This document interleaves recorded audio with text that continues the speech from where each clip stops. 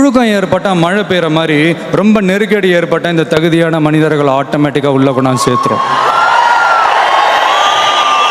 அங்கே ஒருத்தன் கிளம்பி வருவான், அடிபட்டு நொந்து நூலாகி அவன் லீடராக மாறுவான்.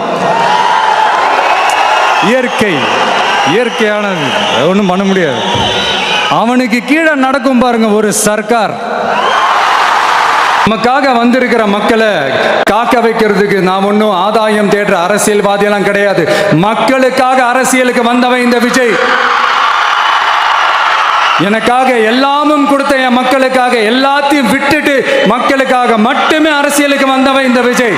அன்னைக்கும் சொன்னேன், இன்னைக்கும் சொல்றேன், நாளைக்கும் சொல்றேன், தில்லா சொல்லுவேன், கெத்தா சொல்லுவேன். பணமா ஜனமா அப்படின்னு கேட்டா என் ஜனம் தான் எனக்கு முக்கியம்.